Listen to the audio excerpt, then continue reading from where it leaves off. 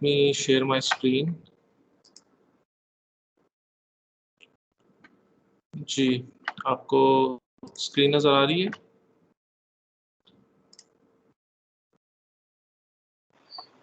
Yes, sir. Okay.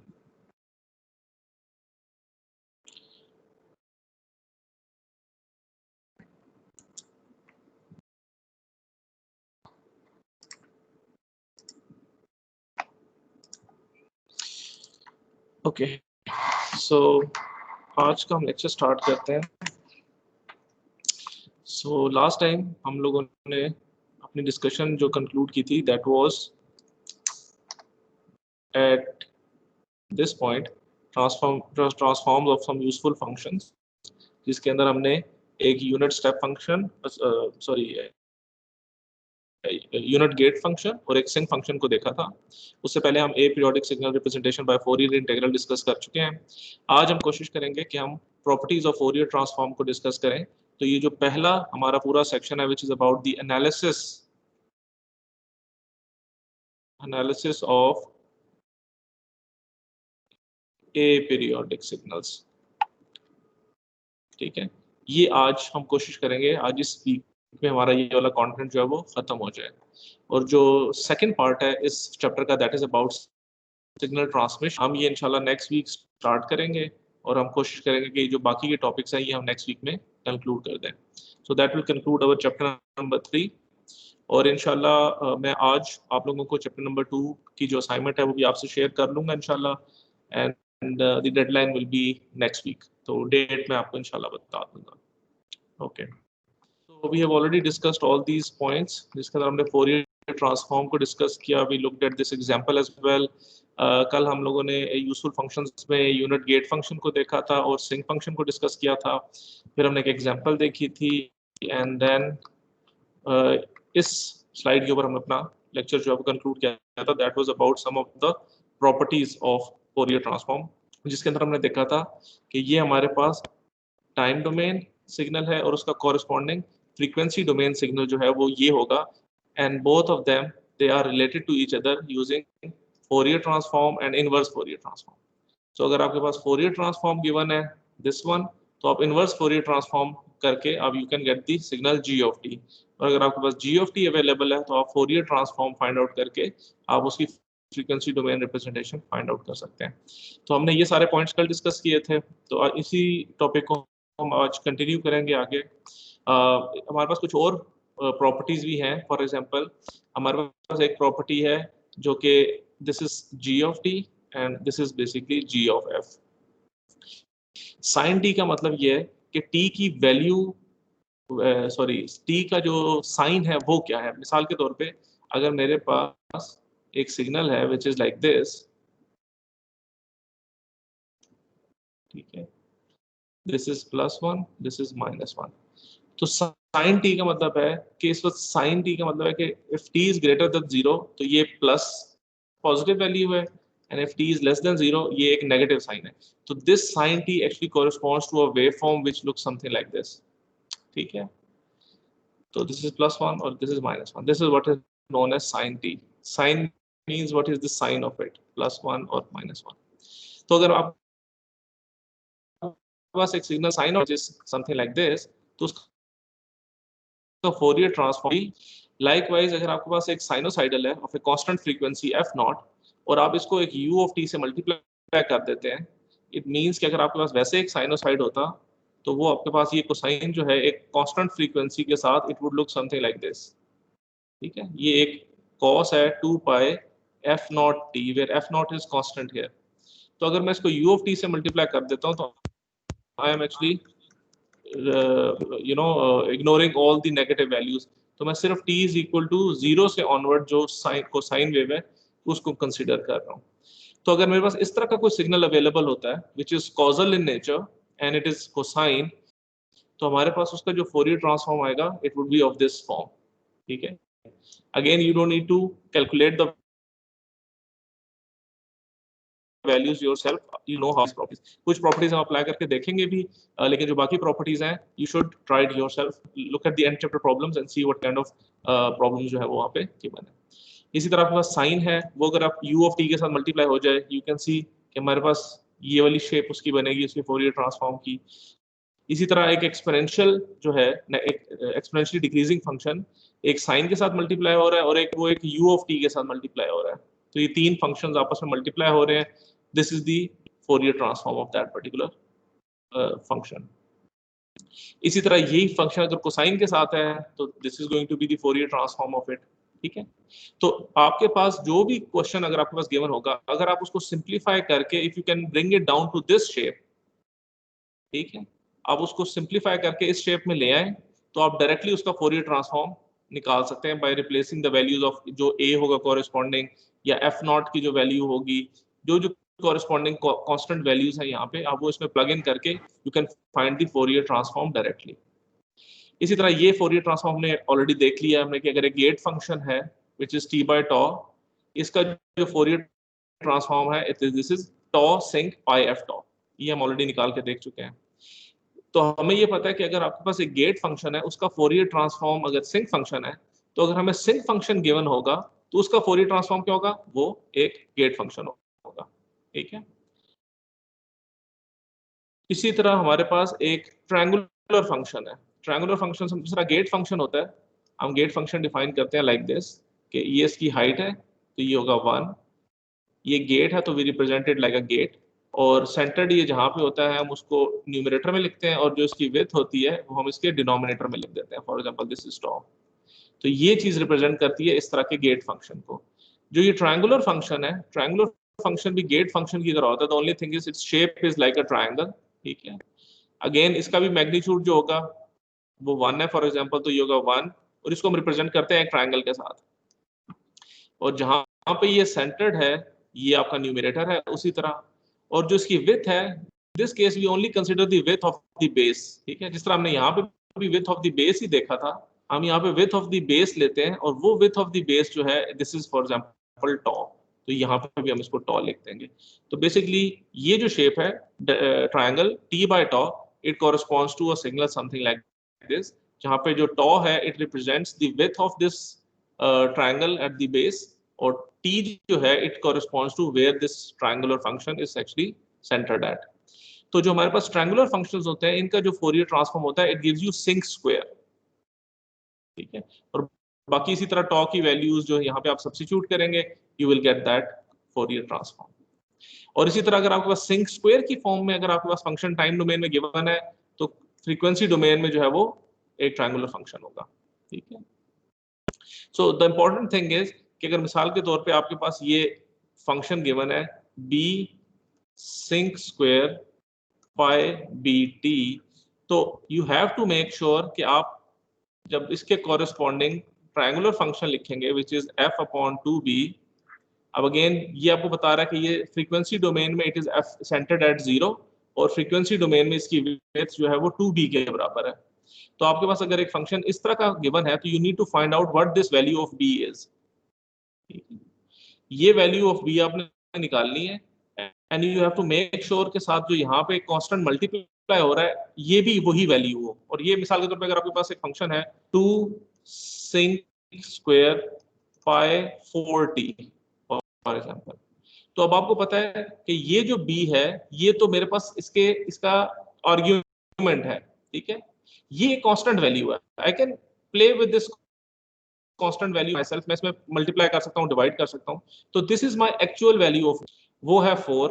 So in order to apply this property I need to have 4 over here, तो मैं यहां पे करता हूं, I can write 4 sinc square pi 4t, और इसको मैं मल्टीप्लाई कर दूं 1/2 से। तो अब ये जो मेरे पास शेप बन गई है, इस शेप का जो फोरियर ट्रांसफॉर्म है वो है, या जो triangular function f divide by, अब यहाँ पे b क्या है 4 है, तो यहाँ पे मैं लिख दूंगा 8। अब चूंकि it has to be multiplied by 1/2, मैं यहाँ पे 1/2 लिख दूंगा। ठीक है, so this is how you actually apply properties by relating your given function with a given property, और फिर आप मेक श्योर करते हैं कि वो प्रॉपर्टी वही बने जो यहाँ पे गिवन है। so जिस तरह यहाँ पे मैंने आपको b की एग्जांपल दी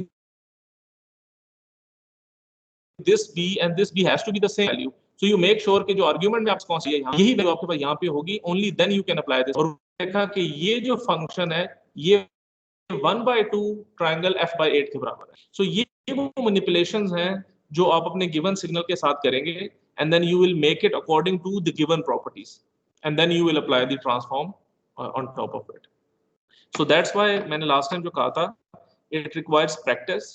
ये सिर्फ फंक्शन आपको देने से you won't be able to solve this these Fourier transforms. You would have to do some practice as well. Okay. इसी तरह हमारे पास एक sum of delta functions है. तो हमें पता है कि जो डेल्टा फंक्शन होता है फ्रीक्वेंसी डोमेन में भी वो डेल्टा फंक्शंस होते हैं. इसी तरह आपके पास एक एक्सपोनेंशियल है, उसका Fourier transform is given something like this. तो अगर आप अपने सिग्नल को इस फॉर्म में ले आए, you can use the Fourier transform directly like this.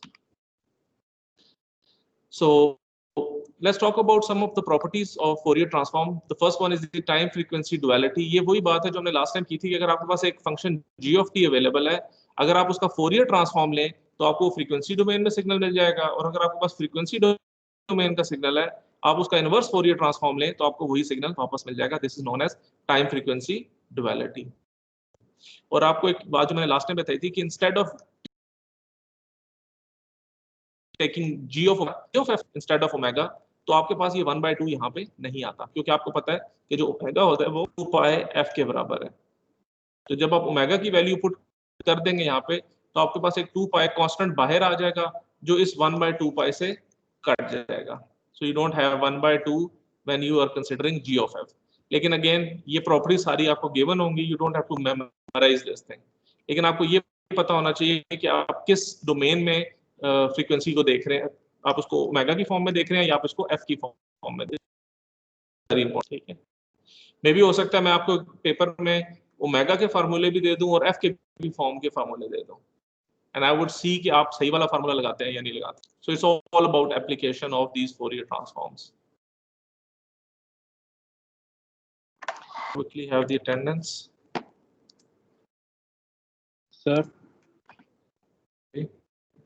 Sir आज की आप अटेंडेंस अगर कंसीडर ना करें तो क्यों? सर वो आज चेहलम है तो काफ़ी सिटीज़ के अंदर ना वो नेटवर्क नहीं है, तो काफ़ी बच्चों ने ज्वाइन नहीं किया हुआ, तो उनकी एब्सेंट हो जाएगी. हमारा सीआरपी में से इसको बाद में डिस्कस. ओके, बाद में डिस्कस करते हैं इसको. Let's just look at the lecture first. अच्छा, सो जो सेकंड प्रॉपर्टी है that is the symmetry property. ठीक है, अब सिमेट्री प्रॉपर्टी क्या कहती है? ये बड़ी यूजफुल प्रॉपर्टी है, क्योंकि इस प्रॉपर्टी की मदद से ये जो टेबल आपके पास गिवन है, इस टेबल के अंदर फॉर एग्जांपल अभी तो 22 एंट्रीज हैं, ये एंट्रीज डबल हो जाती हैं. ठीक है, वो कैसे हो जाती हैं? Because of this symmetry property. Symmetry property क्या कहता है, and you have to be very careful in understanding this. वो ये कहता है कि if you have a function g of t और आप उससे g of omega निकाल लेते हैं using the transform table. ये जिस आपके पास टेबल गिवन है, फॉर एग्जांपल ये आपके पास g of t था और यूजिंग फोरियर ट्रांसफॉर्म आपने ये g of omega find out कर लिया. ठीक है, this is very straight forward. g of t से g of omega आपने निकाल लिया. तो सिमेट्री प्रॉपर्टी क्या कहती है कि जो आपके पास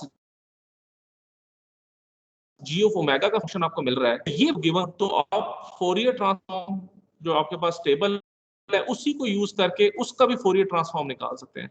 मैं आपको छोटी सी मिसाल दे देता हूं कि मिसाल के तौर पे आपके पास ये एक फंक्शन है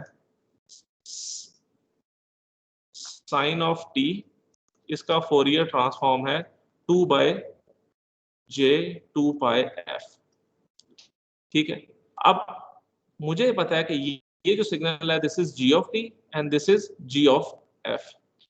अब अगर ये फंक्शन मुझे टाइम डोमेन में गिवन हो तो ये टाइम डोमेन में क्या होगा? It would B 2/j 2 pi f की जगह मैं t लिख दूंगा. ये फ्रीक्वेंसी डोमेन में है, ये टाइम डोमेन में है. अब मैंने जो कैपिटल G वाला फंक्शन था इसको मैंने टाइम डोमेन में लिख दिया. अब अगर मेरे पास ये सिग्नल अवेलेबल हो टाइम डोमेन में तो इसका फोरियर ट्रांसफॉर्म क्या होगा? तो जो ये जो आपके पास सिमेट्री प्रॉपर्टी है ये कहती है कि अगर आपके पास वही function g of omega time domain में अगर गिवन है तो आप क्या करेंगे? तो जो आपके पास फंक्शन अवेलेबल था g of t, इसमें आप t की जगह माइनस ओमेगा पुट करेंगे और इसको 2 पाई से मल्टीप्लाई कर देंगे. अब मैं इसको कैसे करूंगा, ये मेरे पास ओरिजिनल जो g ऑफ t था वो ये था साइन, क्या करूंगा सबसे पहले साइन t की जगह माइनस ओमेगा पुट कर दूंगा और इसके साथ 2 पाई को मल्टीप्लाई कर दूंगा। This is the Fourier transform of this function. इसी तरह आपके पास मिसाल के तौर पे ये सिंक का फंक्शन है, this one delta t by tau, इसका फोरियर ट्रांसफॉर्म है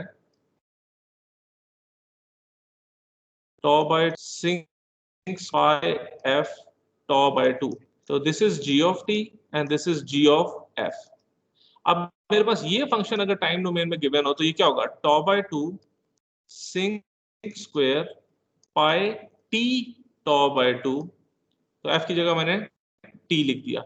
अब जब इसका फोरियर ट्रांसफॉर्म हम लेंगे तो हम क्या करेंगे, ये जो मेरे पास ओरिजिनल g ऑफ t था इसमें t की जगह माइनस ओमेगा पुट कर देंगे, तो ये हो जाएगा delta omega by tau with negative sign, और इसको मैं 2 पाई से मल्टीप्लाई कर दूंगा, तो ये इसका फोरियर ट्रांसफॉर्म आ जाएगा। तो जो आपके पास सिमेट्री प्रॉपर्टी है ये आपको अलाउ करती है कि अगर आपको एक ऐसा g ऑफ t गिवन है जो कि इस कॉलम में नहीं है, इस कॉलम में नहीं है, वो इस कॉलम में एग्जिस्ट कर रहा है, जबकि ये कॉलम तो फ्रीक्वेंसी डोमेन का है और मैं आपको जो फंक्शन दे रहा हूं वो इस कॉलम में से है, but it is in time domain. I should write g of t। तो अगर गिवन फंक्शन की शेप इस कॉलम के अंदर है, so and it is in time domain, you cannot use this function as it is, क्योंकि ये तो फ्रीक्वेंसी डोमेन की तो हम क्या करते हैं, हम सिमेट्री प्रॉपर्टी यूज करते हैं और फिर हम उस फंक्शन को लेके we can use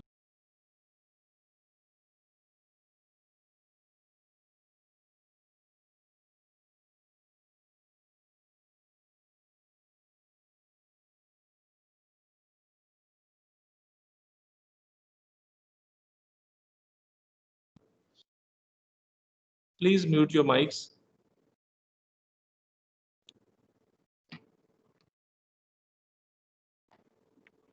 thank you. So मेरे पास ये g ऑफ t जो है इसके कॉरेस्पॉन्डिंग मेरे पास फ्रीक्वेंसी डोमेन में g ऑफ ओमेगा आता है, which is this sinc function. ठीक है, अब अगर ये सिंक फंक्शन मुझे टाइम डोमेन में गिवन हो तो here this is my time domain function, तो इसका जो कॉरेस्पॉन्डिंग फ्रीक्वेंसी डोमेन फंक्शन होगा वो क्या होगा, वो यही गेट फंक्शन होगा। और ये गेट फंक्शन हमने कैसे फाइंड किया कि हमने सिंपल g ऑफ t की जगह मैंने g ऑफ माइनस ओमेगा और इसको 2 पाई से मल्टीप्लाई कर दिया। तो यहाँ पे देखो इसका एम्पलीट्यूड 1 है, यहाँ पे इसका एम्पलीट्यूड 2 पाई हो गया, और माइनस ओमेगा का मतलब होता है कि वो सिर्फ फ्लिप कर गया। तो अगर एक रेक्टेंगुलर फंक्शन है अगर वो y एक्सिस के क्रॉस फ्लिप भी कर जाए तो उसकी शेप चेंज नहीं होती। ठीक है, so this is known as the symmetry property.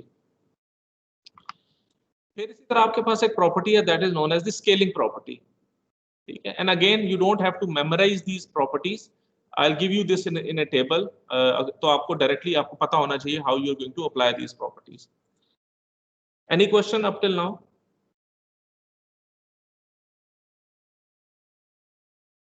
Ji, anyone? Sir ये जी जो हम जब इस में जाते हैं फ्रीक्वेंसी डोमेन में और उसके ऊपर लिखा होता है f/2b या इस तरह, तो वो f ऐसे है ना जैसे दूसरे में हमारे पास t होता था, जी जी जी, जो टाइम उसकी डोमेन में कोई सिग्नल वैल्यू होगा, वगैरह तो नहीं? जी नहीं उसमें नहीं होगा, क्योंकि जिस तरह टाइम डोमेन में, late me just clear this screen up. अब देखिए टाइम डोमेन में यहाँ पे कोई भी आपके पास जो फंक्शन है वो f की फॉर्म में नहीं है। ये जो f नॉट आपको नजर आ रहा है ये एक कांस्टेंट वैल्यू है। ठीक है, ये यस, दिस इज ये नॉट अ फ्रीक्वेंसी वेरिएबल। की वैल्यू ठीक है, होगी। ये फ्रीक्वेंसी की वैल्यू है। तो इस पूरे टेबल के अंदर आपके पास जितनी भी वैल्यूज है वो टाइम डोमेन में है। तो जो इंडिपेंडेंट वेरिएबल आपके पास यहाँ पे है वो t है। So no value in f in this column. अब इस कॉलम को अगर देखें तो ये फ्रीक्वेंसी डोमेन को रिप्रेजेंट कर रहा है और वहां पे जो वेरिएबल इंडिपेंडेंट है वो f है। अब आपको यहाँ पे कोई भी वैल्यू जो है वो t में नजर नहीं आ रही होगी। ठीक है, यहाँ पे t में कोई वैल्यू नहीं, सारी वैल्यू f में होंगी। तो जब आपके पास कोई फंक्शन जिसके अंदर t वेरिएबल यूज नहीं हो रहा तो आपको वैसे पता चल जाना चाहिए कि ये फ्रीक्वेंसी डोमेन का सिग्नल है। और अगर उसके अंदर t का वेरिएबल यूज हो रहा है which is the independent variable, तो आपको पता चल जाना चाहिए कि ये एक टाइम डोमेन सिग्नल है। That is why I am saying कि अगर मैं आपको एक फंक्शन देता हूं, for example triangle t/2b for example, ये मैं आपको फंक्शन देता हूं, तो पहली चीज तो आपने जब इस फंक्शन को देखा, इसमें आपने t देख लिया, तो आपको पता चल गया कि ये एक टाइम डोमेन फंक्शन है। अब जब मैं फोरियर ट्रांसफॉर्म टेप देखता हूं, मेरे पास तो ये ट्रायंगल का फंक्शन है, लेकिन यहाँ पे तो स्मॉल टॉ आया हुआ है, लेकिन इससे रिलेटेड मेरे पास जो फंक्शन है वो दूसरे कॉलम में अवेलेबल है, लेकिन यहाँ पे फ्रीक्वेंसी है, टाइम नहीं है। तो यहाँ पे मैं वो सिमेट्री प्रॉपर्टी यूज करूंगा कि अगर ये वाला फंक्शन टाइम डोमेन में चला जाए, तो ये जो इसका टाइम डोमेन रिप्रेजेंटेशन है, इसके अंदर मैं t को रिप्लेस कर दूंगा माइनस ओमेगा से और इसको मल्टीप्लाई कर दूंगा 2 से, तो मेरे पास ये इसका सोल्यूशन आ जाएगा। ओके, हाँ अब सही हो गया। ओके, और सर ये शुरू का मिस कर दिया थोड़ा सा, तो SGN जो था वो सिर्फ आप बता देंगे वो क्या था? साइन SGN जो है ये सिर्फ साइन को रिप्रेजेंट करता है, यानी एक फंक्शन आपके पास ये है, दिस इज +1, दिस इज -1, तो मैं इसको कहूंगा कि फॉर t ग्रेटर देन 0 इसका वैल्यू +1 है एंड t लेस देन 0 इसकी वैल्यू -1 है। तो जब t जो है t लेस देन 0 क्या होता है? नेगेटिव वैल्यू होती है ना, नेगेटिव वैल्यू नेगेटिव होता है। तो वो कह रहा है कि जब टाइम नेगेटिव है तो इसकी वैल्यू भी नेगेटिव है, जब टाइम पॉजिटिव है तो इसकी वैल्यू भी पॉजिटिव है। तो इसका मतलब है कि साइन t का मतलब है कि जो भी टाइम का साइन है वही इसकी आउटपुट है। ओके, ठीक है। ठीक है, okay, let's talk about scaling property. इसी तरह एक प्रॉपर्टी है स्केलिंग प्रॉपर्टी, वो क्या कहती है कि अगर आपके पास इसी तरह एक फोरियर ट्रांसफॉर्म पेयर है, कोई ऑफ t, उसका Fourier transform g of omega है।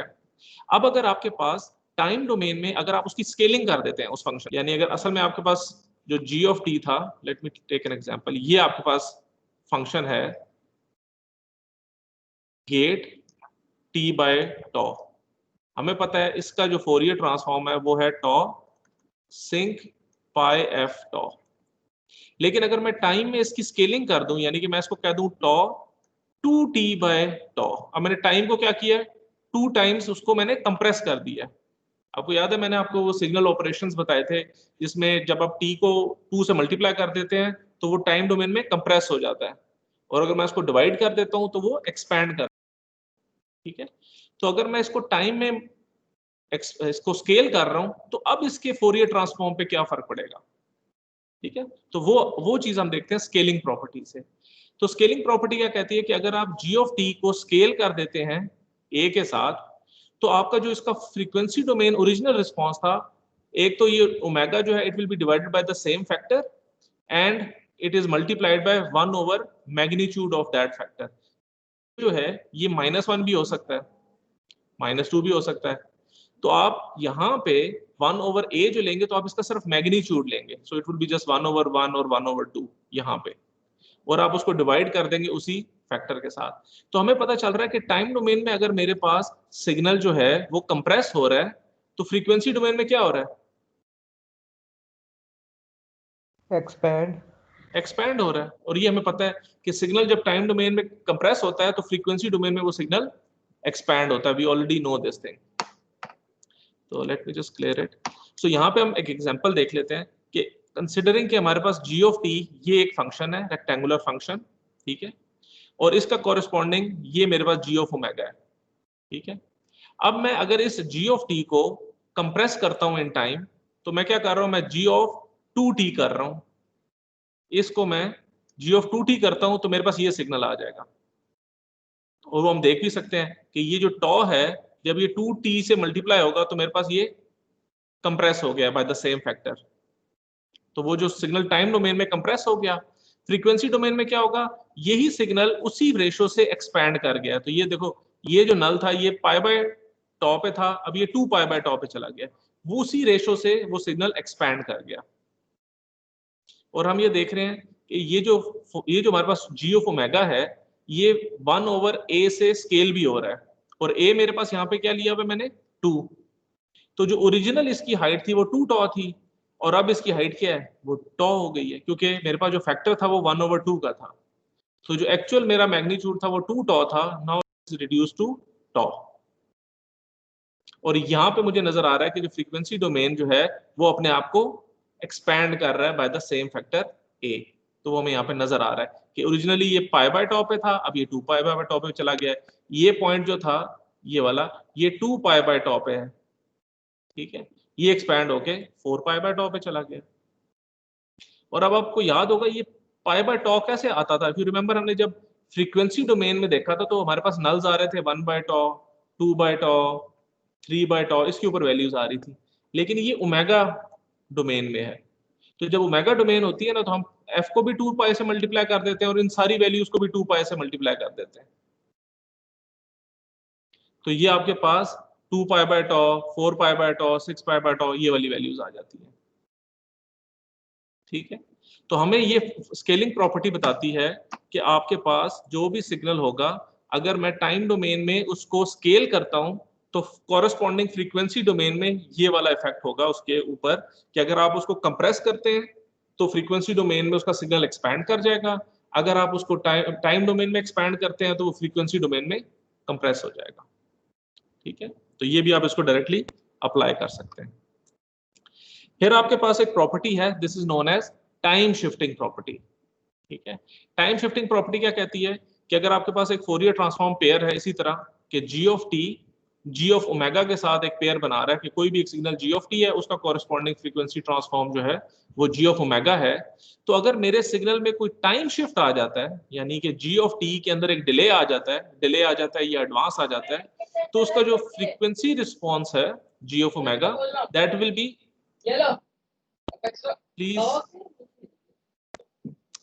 Please mute your mics. So आपके पास g of t minus t naught जो है, अगर आपके पास टाइम डोमेन में if you have a delay और एडवांस, तो फ्रीक्वेंसी डोमेन में जो आपके पास होगा उसके अंदर एक फेज शिफ्ट आ जाएगा of the same amount t not, ठीक है। और ये चीज हम विजुअलाइज भी कर सकते हैं किस तरह। सबसे पहले तो देखें g of t minus t not का मतलब क्या है कि अगर मेरे पास एक गेट फंक्शन है जो हमने ओरिजिनली देखा था t बाय टॉ, इसका फ्रीक्वेंसी रिस्पॉन्स है टॉ सिंक पाई एफ टॉ।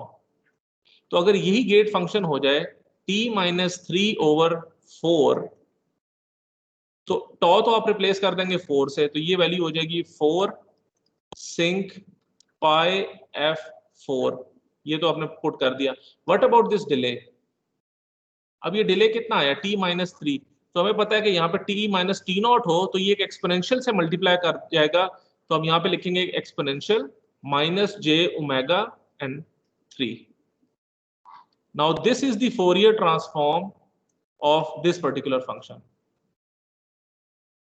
अब ये हमारे पास टाइम डिले आने से एक एक्सपोनेंशियल से क्यों मल्टीप्लाई कर रहा है, एक बंदे के आपके दिमाग में ये क्वेश्चन आ सकता है। सो डिले इस वजह से आता है, for that you have to see this example कि आपके पास फॉर एग्जांपल एक g ऑफ t है which is cos of 2 pi f t, ये आपके पास एक कोसाइन सिग्नल है। हमें ये पता है कि जब भी आपके पास सिग्नल में एक डिले आएगा, अगर g of t minus T naught हो तो क्या होगा, मैं कॉस को भी 2 pi f T minus T naught लिख दूंगा, सेम t को रिप्लेस कर दिया t माइनस टी नॉट से। तो इसको अगर मैं थोड़ा सा एक्सपेंड करूं तो ये हो जाएगा cos of 2 pi f T minus 2 pi f T not. ये मैंने सिर्फ इस ब्रैकेट को ओपन किया। अब आप गौर से देखें ये जो एक्सप्रेशन है ये और जो ओरिजिनल एक्सप्रेशन थी इसमें क्या फर्क है कि जो ओरिजिनल एक्सप्रेशन थी उसमें फेज क्या है, हमें पता है कि कॉस क्या होता है, cos of omega T plus theta, ये हमारे पास एक शेप होती है कोसाइन की, ये एम्पलीट्यूड है, ये उसकी फ्रीक्वेंसी है और ये फेज है। तो हम ये देख रहे हैं कि ओरिजिनल जो सिग्नल था उसमें सिर्फ शेप थी कॉस ऑफ ओमेगा टी, ये 2 पाई एफ जो होता है ये ओमेगा के बराबर होता है, लेकिन इसमें थीटा जो है वो क्या है, 0 है। लेकिन जब मैंने इसको एक डिले दिया टी नॉट का, तो अब जो मेरा सिग्नल बना वो है कॉस ऑफ 2 पाई एफ हो गया omega T minus 2 pi f T not. ये क्या चीज आ गई है, ये अब इसके साथ एक फेज शिफ्ट आ गया, और ये फेज शिफ्ट कितना है, minus 2 pi f T not के बराबर है। और ये 2 पाई एफ क्या होता है, ये ओमेगा होता है, तो थीटा जो है ये माइनस ओमेगा टी नॉट का फेज शिफ्ट आ गया। तो जब भी किसी सिग्नल में मैंने फेज शिफ्ट डालना होता है तो मैं उसको एक एक्सपोनेंशियल से मल्टीप्लाई कर दूंगा, सिंपल। तो ये एक्सपोनेंशियल क्या है, e raise to power j, वो थीटा क्या था जो यहाँ पे आएगा, वो है माइनस ओमेगा टी नॉट, ये वाली वैल्यू। तो ये आपके पास एक्सपोनेंशियल आ जाता है। बात क्लियर है ये आपको?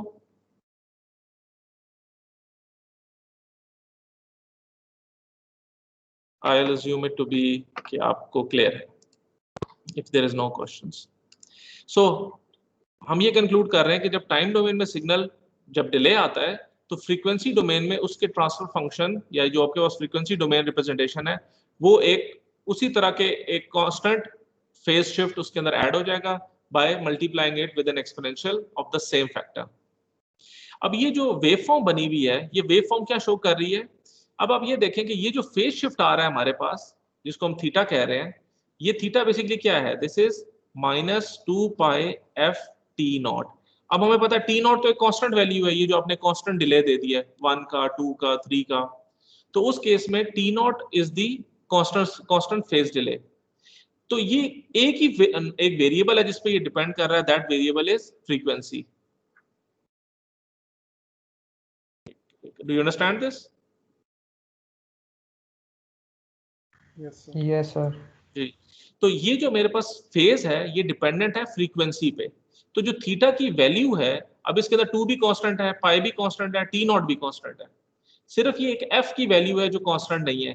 तो ये जो फेज शिफ्ट आ रहा है इसकी वैल्यू डिपेंड करती है एफ के ऊपर कि आपकी सिग्नल की फ्रीक्वेंसी क्या है। अब आप यहाँ पे देखें, आपने एक सिग्नल में डिले दिया इतना, which is for example T not, इस सिग्नल में भी आपने उतना डिले दिया, इसी सिग्नल में उतना डिले दिया आपने, दोनों में सेम डिले दिया हुआ है आपने। अब आप गौर से अगर देखें कि ऊपर वाला जो सिग्नल है इसकी फ्रीक्वेंसी कम है, इसकी फ्रीक्वेंसी ज्यादा है। तो जिस सिग्नल की फ्रीक्वेंसी कम है, आप ये देखें कि इतना टाइम डिले देने से उसमें कितना फेज शिफ्ट आ रहा है, how much this phase shift is pi by 2। जबकि उतना ही फेज शिफ्ट आपने इस सिग्नल को जब दिया तो आपके पास कितना फेज शिफ्ट आ रहा है, पाई का। ठीक है, तो डिपेंडिंग अपॉन दी फ्रीक्वेंसी जो कॉरेस्पॉन्डिंग फेज शिफ्ट है वो आपके पास सिग्नल के अंदर एग्जिस्ट कर रहा होगा because of the frequency of that signal. ठीक है, that's all what it says. So the thing that you need to understand here is that whenever you give a time delay in a signal, corresponding frequency domain में जो भी आपके पास इस g of t के corresponding g of omega बन रहा था, जब इस g of t में आपने डिले दिया तो g of omega के साथ एक एक्सपोनेंशियल मल्टीप्लाई कर जाएगा और उसका जो कहते हैं ना फेज होगा, that will be equal to minus omega t naught. अब अगर ये delay g of t plus t naught होगा तो अब आप e raised to power j omega t naught करेंगे, there will not be a sign negative here। ठीक है, so this is understandable। okay. अगली जो प्रॉपर्टी है that is the frequency shifting property. ये प्रॉपर्टी बहुत इंपॉर्टेंट है क्योंकि ये प्रॉपर्टी ही आपकी चैप्टर नंबर 4 पूरा इस प्रॉपर्टी के ऊपर बेस्ड है। सो इट्स वेरी इंपॉर्टेंट कि आप अपने इस प्रॉपर्टी को समझें अच्छे तरीके से। सो ये प्रॉपर्टी क्या कहती है कि फॉर एग्जांपल वही g ऑफ t का अगर Fourier transform g of omega है, तो अगर आप एक्सपोनेंशियल मल्टीप्लिकेशन करते हैं, यानी कि जिस तरह अभी हमने यहाँ पे क्या देखा था कि टाइम में अगर आपने डिले दिया तो फ्रीक्वेंसी में क्या हो रहा है, एक एक्सपोनेंशियल से मल्टीप्लाई कर रहे हैं। तो अब अगर मैं टाइम डोमेन में एक एक्सपोनेंशियल से मल्टीप्लाई करूं तो फ्रीक्वेंसी डोमेन में क्या होगा, फ्रीक्वेंसी शिफ्ट हो जाएगी। तो वही यहाँ पे बात हो रही है कि अगर आपके पास एक्सपोनेंशियल मल्टीप्लिकेशन टाइम डोमेन तो फ्रीक्वेंसी डोमेन में फ्रीक्वेंसी शिफ्टिंग हो जाएगी।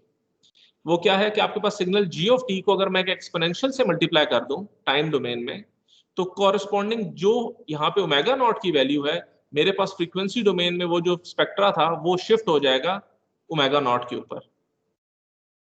इसी तरह अगर मैं इसको नेगेटिव एक्सपोनेंशियल से मल्टीप्लाई कर रहा हूं तो वो कॉरेस्पॉन्डिंगली माइनस ओमेगा नॉट पे वैल्यू शिफ्ट हो जाएगी।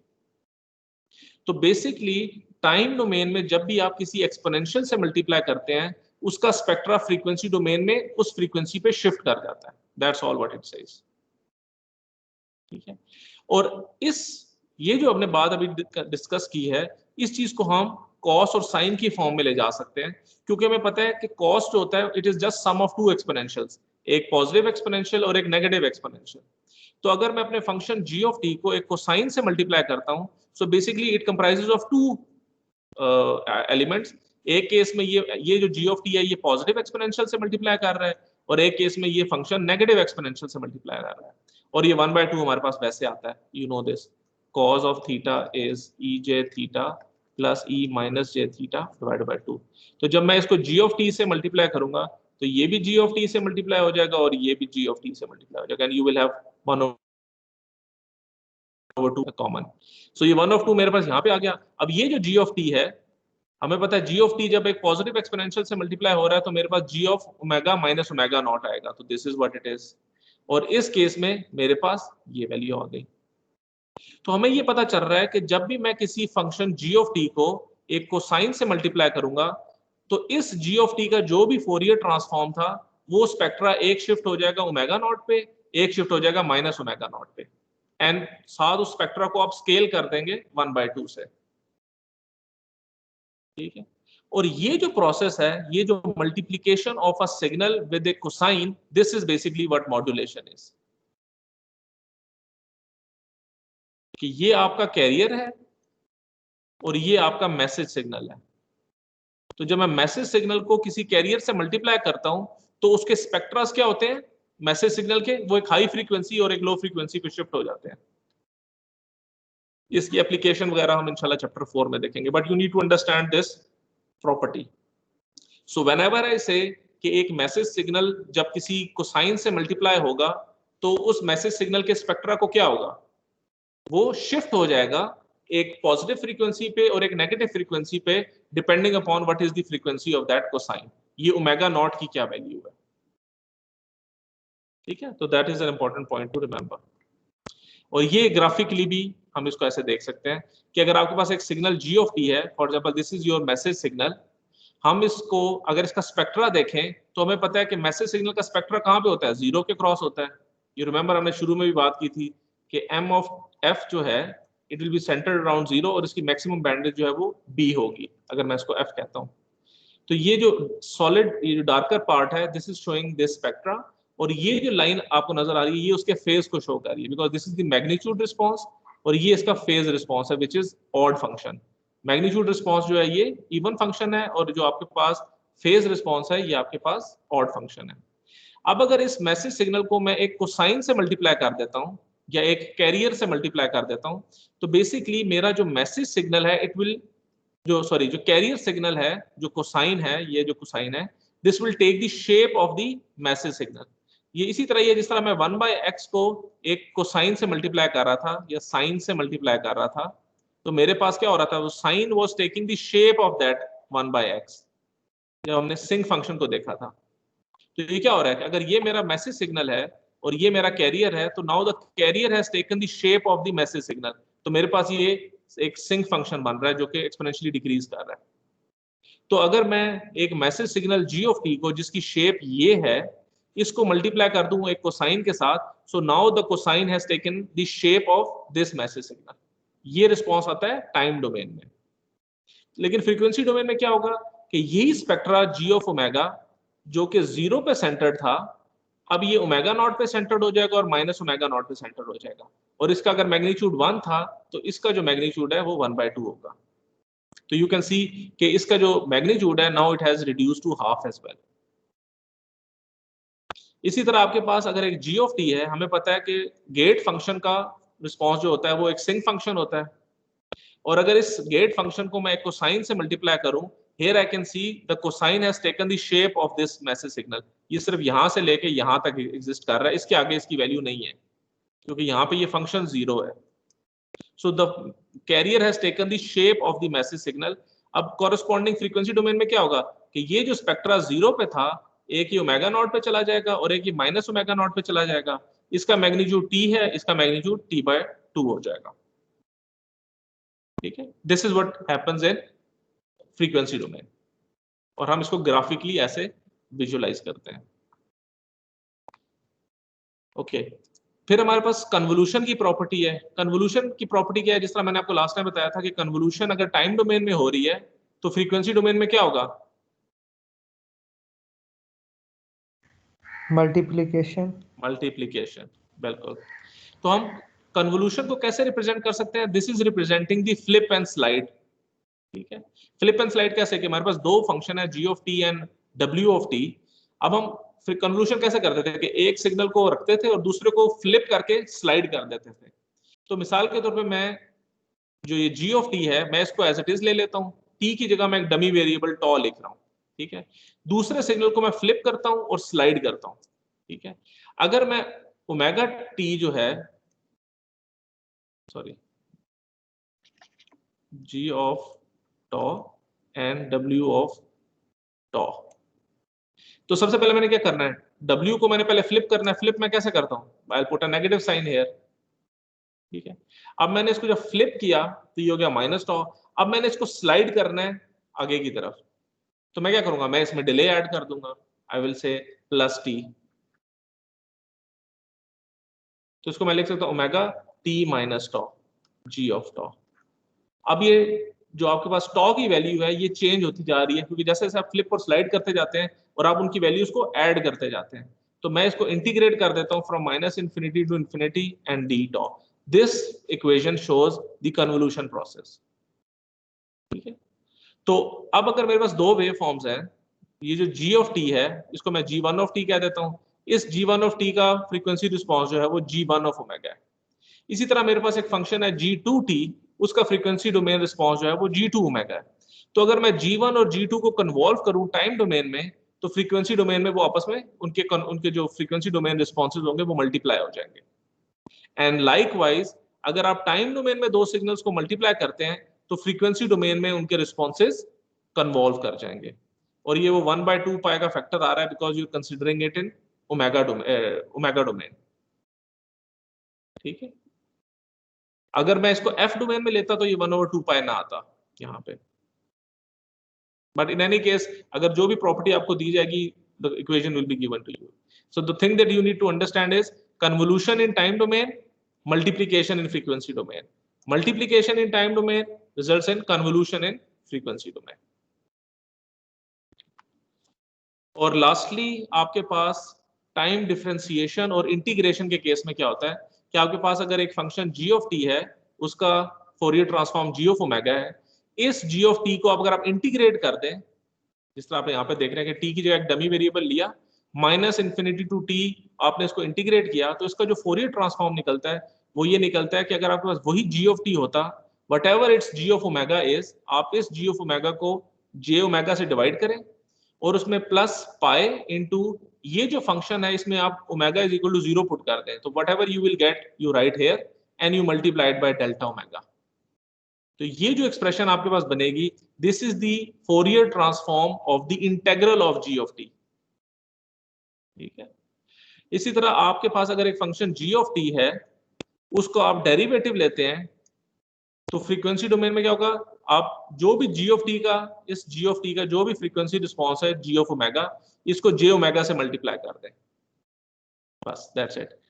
और लाइकवाइज ये तो है फर्स्ट ऑर्डर डेरिवेटिव। अगर आपके पास nth ऑर्डर डेरिवेटिव है तो उस केस में आप उसके फ्रीक्वेंसी रिस्पांस को j omega raised to power n से मल्टीप्लाई कर दें, तो आपके पास Fourier transform of the derivative of the function g of t आपको मिल जाएगा। ये वो फोरियर ट्रांसफॉर्म टेबल है जो कि आपके एग्जाम में आपको गिवन होगा। तो सबसे पहले आपके पास सुपरपोजिशन है कि अगर दो फंक्शंस ऐड हो रहे हैं फ्रीक्वेंसी डोमेन में, उनके फोरियर ट्रांसफॉर्म्स भी ऐड हो जाएंगे। स्केलर मल्टीप्लिकेशन में अगर टाइम डोमेन में कोई एक फैक्टर उसके साथ मल्टीप्लाई हो रहा है तो फ्रीक्वेंसी डोमेन में भी उसका फैक्टर k मल्टीप्लाई हो जाएगा। डुअलिटी में क्या होता है, ये आपको मैंने बताया था कि अगर g ऑफ f की जगह g ऑफ t हो जाए तो जो स्मॉल g ऑफ t है इसके अंदर आप सिंपल माइनस f से रिप्लेस कर देंगे, और अगर आप माइनस ओमेगा से रिप्लेस करेंगे तो आपको 2 पाई से मल्टीप्लाई करना पड़ेगा। ये हमने पीछे एग्जांपल देखी है। But if there is minus f over here you don't need to write 2 pi over here. तो अगर ये टेबल मैं आपको g ऑफ ओमेगा की फॉर्म में दूंगा तो कॉरस्पॉन्डिंग वही वाली जो यहाँ पे प्रॉपर्टी है वो शो हो रही होगी। इसी तरह टाइम स्केलिंग हमने देख ली कि यहाँ पे अगर कंप्रेशन हो रही है तो यहाँ पे एक्सपेंशन होगी, टाइम शिफ्टिंग में अगर इधर इतना डिले आया तो यहाँ पे एक्सपोनेंशियल से मल्टीप्लाई हो जाएगा। फ्रीक्वेंसी शिफ्टिंग में अगर आप एक्सपोनेंशियल से मल्टीप्लाई करेंगे तो फ्रीक्वेंसी में वो शिफ्ट कर जाएगा। टाइम कन्वोल्यूशन में टाइम में कन्वॉल्व हो रहा है तो फ्रीक्वेंसी में मल्टीप्लाई हो जाएगा। फ्रीक्वेंसी कन्वोल्यूशन का मतलब है कि टाइम में अगर मल्टीप्लाई हो रहा है तो फ्रीक्वेंसी में कन्वॉल्व हो जाएगा। इसी तरह टाइम डिफरेंशिएशन में nth ऑर्डर डेरिवेटिव लें तो आप g ऑफ f को मल्टीप्लाई कर दें j omega raise to power n के साथ। और इसी तरह टाइम इंटीग्रेशन के केस में एक फंक्शन का अगर आप इंटीग्रेशन ले रहे हैं तो कॉरेस्पॉन्डिंग उसका जो फोरियर ट्रांसफॉर्म है it will look something like this. तो यहाँ पे हम अपने लेक्चर को कंक्लूड करते हैं। नेक्स्ट टाइम इंशाल्लाह we will start the signal transmission over a linear system. Any questions? Sir online हो गया सारा सेमेस्टर। हो गया, डिसाइड हो गया? कल मेल आई थी डीन ऑफिस बोला। अच्छा, फिर अभी मुझे नहीं पता चला। मैं अभी ऊपर डिपार्टमेंट जाके आई आस्क द कोऑर्डिनेटर। अगर मेल आ बच्चे तो गई है हमें तो ये फिर कह रहे थे कि आप लोगों की डिपार्टमेंट की वजह से ऑनलाइन हुआ है, बाकी सारी डिपार्टमेंट्स कह रही थी कि खोल दो। अच्छा इलेक्ट्रिकल वालों ने अच्छा बोला अच्छा नहीं। अच्छा मेरे पास ये इन्फो नहीं है, लेकिन सर ये तो मेरे ख्याल में सर ये मसला एक जी सर जी बोलिए। मैं कह रहा हूँ कि एक डिपार्टमेंट के कहने से ये नहीं हो सकता। ऑब्वियसली आईएसटी में I think more than 6 departments हैं, तो अगर 5 डिपार्टमेंट कह रहे हैं कि खोलें और एक कह रहा है ना खोलें तो आई डोंट थिंक के जो ई डिपार्टमेंट है ये इतना इन्फ्लुएंशियल है कि उसकी बात मानी जाएगी, बाकियों की नहीं मानी जाएगी। तो पता आई नहीं थिंक अब क्या अगर इसका कहते कोई हैं। डिसीजन हुआ है वो यानी मैं डिपार्टमेंट में जाऊंगा तो I will get to know कि क्या सीन हुआ लेकिन है। सर अगर ये ऑनलाइन हुआ सारा सर सेमेस्टर, ये तो सर बड़ा मुश्किल हो जाएगा फिर बच्चों के लिए। मैं वही आपसे कह रहा हूँ कि let me go back to the department and see कि क्या डिसीजन हुआ है, किस तरह इवैल्यूएशंस कैसे होंगी, एग्जाम्स कैसे लिए जाएंगे। So I have to sir get a वैसे फीडबैक ऑन सर दैट। वैसे अगर बच्चे से सेटिस्फाइड नहीं है तो सर हम किसके पास जाएं, मतलब अपनी एप्लीकेशन लेके रिक्वेस्ट लेके, क्योंकि सर ये तो बहुत इशू आ रहा है बच्चों का, नेट का प्रॉब्लम वैसे है। और जो नॉर्मल प्रोसीजर है ना वो ये कि आपको किसी भी किस्म के प्रॉब्लम्स आ रहे हैं तो आप सबसे पहले अपने कोऑर्डिनेटर से डिस्कस करते हैं, फिर सर वो कोऑर्डिनेटर कॉरेस्पॉन्डिंग। रिप्लाई नहीं करते सर, 2-2 दिन तक रिप्लाई नहीं करते, वो एक मैसेज सीन करके भी। चले अगर आपको कोई इस तरह की कुछ स्पेसिफिक हो तो आप उनको ईमेल करें, don't send him on WhatsApp, क्योंकि व्हाट्सएप पे तो there are thousands of messages. आप उनको ईमेल करें और सीसी बेशक एचओडी को रख लें। ठीक है सर। तो क्योंकि नॉर्मल प्रोसीजर तो ये कि स्टूडेंट्स को जो भी प्रॉब्लम होता है the first point of contact is the coordinator, फिर कोऑर्डिनेटर देखता है कि आगे किसको वो रेलेवेंट इंफॉर्मेशन जो है वो पास सर ऑन हम करनी है। तो सर हम क्लास इफ यू के हैव एनी जितने भी क्वेश्चन। सर बच्चे हैं वो एप्लीकेशन पे अगर मेल कर दें तो सर कुछ बन सकता है, मतलब कुछ एक्शन लेंगे उस पे? I can not comment on that because मुझे सिचुएशन का एक तो पता नहीं है। जिस तरह मैंने आपको सर वो कहा कि आई हैव टू लेटर गो आया बैक है टू द डिपार्टमेंट। मेल पे, उन वहाँ पे लिखा है सब ये। सो अगेन जब तक मैं वो लेटर पढ़ूंगा नहीं I can't comment on that. लेकिन अगर आपके कोई कंस्ट्रेंट्स हैं, कोई इश्यूज हैं, तो you can always go back to the department and say कि सर हमें ये प्रॉब्लम है। तो I am quite sure they will be able to help you out. अब देखो ना, अगर इन्होंने डिसाइड किया तो they would have come up with an alternate solutions as well. ठीक है सर ना? अगर तो अगर बाकी आपको कोई यूनिवर्सिटीज इश्यूज हैं, खुल गई हैं सर इस्लामाबाद की, तो आईएसटी को क्या मसला है सर? नेस्ट खुल गई है, कायदे आजम खुल गई हैं सर, बाकी खुल रही हैं। again I'm not the right person to discuss this thing because I'm not the one who's actually making these decisions. नहीं सर, Maybe हम I तो would बस ये agree पूछ with रहे थे you. कि हम किसके पास जाएं सर, अगर ये रिक्वेस्ट हमने करनी भी है तो बात किससे करें? Coordinator should be the first point of contact. ठीक है सर। क्योंकि आपकी जो एप्लीकेशन है वो एचओडी को या जिसको भी आगे रेलेवेंट जो भी बंदे होंगे उनको कोऑर्डिनेटर जो है वो पास ऑन करता है। सो जो भी आपको इश्यूज हैं आप ईमेल कर दें कोऑर्डिनेटर को एंड बेशक एचओडी को सीसी में कर दें, so they will look into it. ठीक है, ठीक। चलें। बहरहाल मैं भी इंशाल्लाह अभी डिपार्टमेंट जाके आई विल गेट द फीडबैक।